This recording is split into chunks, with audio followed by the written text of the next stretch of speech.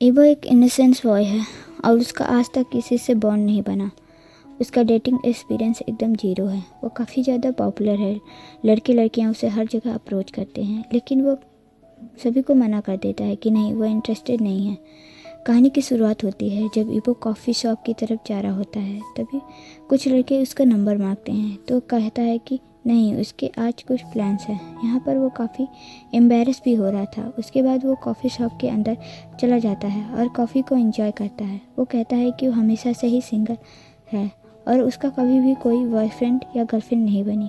उसकी life boring चल रही थी। उसके बाद एक लड़का उसे अप्रोच करता है, क्या तुम फ्री हो ईवो? ईवो कहता है नहीं, मैं फ्री नहीं हूँ, आज मेरे खुद के प्लान्स हैं। तो लड़का कहता है तो अपना नंबर दे दो और उसका हाथ पकड़ लेता है।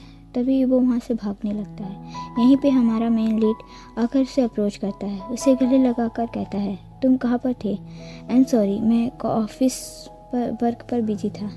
ऐसे बिहेव कर रहा था जैसे तो उसका जाना पहचाना बॉयफ्रेंड हो। ईवो उसके साथ चला जाता है। सर्जन उसे अपने बाहों में पकड़े हुए उस लड़के के सामने ही बाहर ले आता है। ये देखकर वो लड़का वहाँ से चला जाता है। इसके बाद ईवो उसे थैंक यू बोलता है क्योंकि उसने उस लड़के से बचने से उसकी हेल्प किया। तभी यहाँ पर जॉन कहता है यू आर वेलकम। यहाँ पर जॉन काफ़ी हैंडसम था एंड वेल मैनेड बिहेव ईवो को काफ़ी ज़्यादा अट्रैक्ट करता है। वो कहता है थैंक यू, आपने मेरी हेल्प की, लेकिन मैं आपको सॉरी भी कहना चाहता हूँ बिकॉज मेरी वजह से आपको कोई दिक्कत भी हुई होगी, तो आई एम सॉरी। जॉन कहता है नो, इट्स ऑल राइट। क्या तुम आज फ्री हो? क्योंकि ईवो को भी जॉन पसंद आता है तो वो कहता है हाँ, वो आज फ्री है। इसके बाद वो दोनों डिनर डेट पर जाते हैं। यहाँ पर ईवो कुछ नहीं कह पा रहा था और वो जॉन की तरफ भी नहीं देख रहा था क्योंकि वो पहली बार किसी के साथ डेट पर आया था, वो भी किसी लड़के के साथ। वो धीरे धीरे जॉन को देखता है तो जॉन कहता है फाइनली तुमने मेरे चेहरे की तरफ देखा तो? फिर वो कहता है क्या तुम ड्रिंक करना चाहोगे? यहाँ पर ईवो कभी भी ड्रिंक नहीं किया था तो वो कहता है हाँ, वो करेगा। थोड़ी हिचकिचाहट भी है और उसका पहला एक्सपीरियंस भी तो चल रहा था, लेकिन काफ़ी फास्ट। हम जॉन की बात करते हैं तो एक बिजनेसमैन है और इसकी उम्र 25 है। और हम ईवो की बात करते हैं तो 18 साल का एक मांगा आर्टिस्ट है। उसे ड्रॉ करना पसंद है। यहाँ पर जॉन ईवो को कई बार अट्रैक्ट करता है और ईवो को वो पसंद भी आ रहा था। जब ईवो ड्रिंक करता है तो उसे काफ़ी ज़्यादा चढ़ जाती है और जॉन उसे बड़े प्यार से देख रहा होता है कि ये कितना ज़्यादा क्यूट है। जॉन भी ईवो को इंटरेस्टेड था। जब ईवो वहाँ से बेहोश हो जाता है तो जॉन उसे उठाकर अपने घर ले आता है। सुबह आँख खुलती है तो वो देखता है वो जॉन के घर पर। उसके बाद वो कहता है क्या मतलब, एक दिन की डेट के बाद मैं उसके घर तक आ गया। इसके बाद वो बाहर आता है तो जॉन उसके लिए कॉफ़ी बना रहा था। यहाँ पर जॉन काफ़ी हैंडसम तो था ही और आज भी लग रहा था। इसके बाद ईवो कहता है आई एम सॉरी, मैंने आपको परेशान किया। तो जॉन कहता है चिंता मत करो, मैं तुम्हें बहुत ज़्यादा पसंद करता हूँ, क्या हम डेटिंग स्टार्ट कर सकते हैं? यह सुनकर ईवो शॉक में था और वो पीछे जाने लगता है। जिससे उसका पैर किसी चीज़ पर पड़ती है तो उसके पीछे था। वो गिरने लगा और जॉन उसे पकड़ता है। क्योंकि वे दोनों काफ़ी पास थे तो जॉन उसे किस करने के लिए आगे बढ़ता है, लेकिन वो रुक जाता है। फिर वो कहता है आई एम सॉरी, तुम्हें ऑकवर्ड लगेगा ना? ईवो को भी उसका पास आना अच्छा लगता है। वो कहता है नहीं, कोई दिक्कत नहीं है, मैं भी तुम्हें पसंद करता हूँ, तो हम डेटिंग स्टार्ट कर सकते हैं। इसके बाद जॉन उसे गले लगाता है और जॉन ईवो को पहली बार किस करता है। ईवो ऐसा सोच रहा था कि वो जॉन के लायक नहीं, पर वो अपने आप को बिल्ड कर देगा बिकॉज जॉन बहुत ही वेल मैनेड इंसान है और उसे ऐसा ही बॉयफ्रेंड चाहिए था कि उसका हमेशा ख्याल रखे और उसका फर्स्ट एंड लास्ट मैन बने, ना कि उसे बीच में ही छोड़कर कभी भी चला जाए। जॉन किस प्रे करता है, उसे फोरहेड पर किस करता है और गले लगाता है और कहता है बांग ईवो, मैंने ऐसा कभी भी किसी के साथ फील नहीं किया है, पर तुम पहले ऐसे हो जिससे मुझे इतना अच्छा फील कराया है। यहीं पर ईवो को भी ये सारी बातें अच्छी लग रही थी उसके बाद ईवो जान के घर से चला जाता है और कॉफ़ी शॉप पर बैठ जाता है। उसने अपने ब्रदर को कॉल करता है। फ़ोन के दूसरी तरफ से आवाज़ आती है, क्या गा, अब बॉयफ्रेंड बन गया? तो ईवो कहता है, हाँ, वो काफ़ी ज़्यादा हैंडसम है और अच्छा भी है।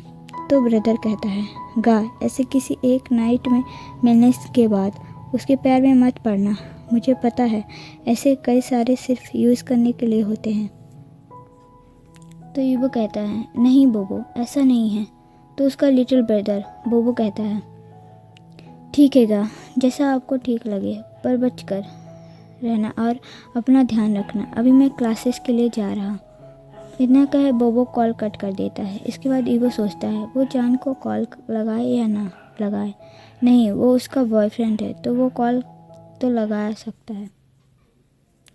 उसके बाद ईवो जान को कॉल करता है और कॉल पिक होते ही किसी और लड़की की आवाज़ सुनता है जो हेलो बोल रही थी, और तो जल्दी से कॉल कट कर देता है और उसे लगता है कि क्या हुआ है, क्या जान मुझे सच में धोखा देगा। इसके बाद जब वो बाहर निकलता है वो जान का काफ़ी वेट कर चुका था, क्योंकि जान उसे पिक करने के लिए बोला था पर वो नहीं आया। उसके बाद वो वहाँ से पैदल चलकर जाने लगा।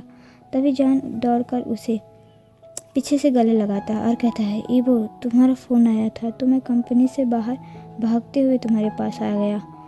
तुम्हें ऐसा मत सोचना कि मैं तुम्हें पसंद नहीं करता हूँ। मैं तुम्हें बहुत ज़्यादा पसंद करता हूँ और मैं तुम्हें कभी भी छोड़कर नहीं जाऊँगा। आई एम सॉरी, मैं इतना लेट हो गया। तभी वो कहता है, इट्स ऑल राइट, मैं ऐसा कुछ नहीं बोल रहा। जान कहता है कि वो काफ़ी ज़्यादा मिस भी किया। तभी ईवो कहता है कि हाँ, मैंने भी। जान को लगता है ईवो गुस्सा हो गया, पर ईवो कुछ भी नहीं कहता। जान उसे बताता है कि उसने कल का डे ऑफ लिया है। ईवो कहता है, ये तो अच्छी बात है, पर जान कहता है, आज हम नाइट साथ में स्पेंड करेंगे तो आज अपने आप को वेल प्रिपेयर करके आना। ईवो के पूरे रास्ते यही सोच रहा था, क्या इतना जल्दी। जब शाम को ईवो जान के मेंशन पहुंच जाता है। यहाँ पर जान उसे किस करने वाला था, पर ईवो ने अपना आँख बंद कर लिया था। तभी जान को लगता है शायद ईवो अभी इसके लिए तैयार नहीं। उसके बाद वो कहता है, आगे से इतना क्यूट मत बनना, मैंने अपने आप को बार बार होल्ड बैक नहीं कर सकता। ईवो को लगता है शायद उसने जान को गुस्सा कर दिया। यहाँ पर जान बालकनी से बारिश को देखने लगता है। बालकनी पूरा कांच का कवर था। तभी ईवो भी बालकनी के पास वाले सोफे पर बैठ जाता है और कहता है, बारिश कितनी ज़्यादा प्यारी होती है ना। जान कहता है, मुझे बारिश पसंद नहीं है, लेकिन ईवो के साथ ये रेन भी अच्छी लग रही है। जब तक तुम मेरे साथ हो ये रेनी डेज इतनी बुरी भी नहीं लगती है। इसके बाद ईवो अपने मन में सोच रहा था कि वो बस जान को एक टाइट हक करना चाहता है। जान उसकी मन की बात उसे कहे बिना समझ जाता है और वो कहता है, आओ तुम मुझे गले लगा सकते हो। इसके बाद ईवो उसे टाइट गले लगाता है। इसके बाद जान उसे कहता है कि तुम मुझसे मिस्टर श्याओ कहना बंद करो, तुम मेरा नाम जान ले सकते हो। स्टार्टिंग से ही ईवो जान को मिस्टर श्याओ कह रहा था, इसलिए जान ये बोला, जिस पर उसे सिर्फ जान कहना ये अच्छा नहीं, क्योंकि जान उम्र में उससे बड़ा है। तो ईवो कहता है, क्या मैं जान का बुलाऊं? जिस पर जान मुस्कुराया, उसे भी ये नाम अच्छा लगा और वो हाँ पर सिर हिलाया। इसके बाद जान उसे बेड पर लिटा देता है और खुद उसके बगल पर उसे टाइट पकड़ कर सो जाता है। जब सुबह ईवो की आँख खुलती है तो उसने पाया जान किसी से बात कर रहा था, वो भी किसी लड़की से, और वो भी उसके बारे में ही बात कर रहा था। तो ईवो सोचता है, क्या मैंने कुछ बुरा कर दिया या मेरी ज़िंदगी में कुछ बुरा होने वाला है।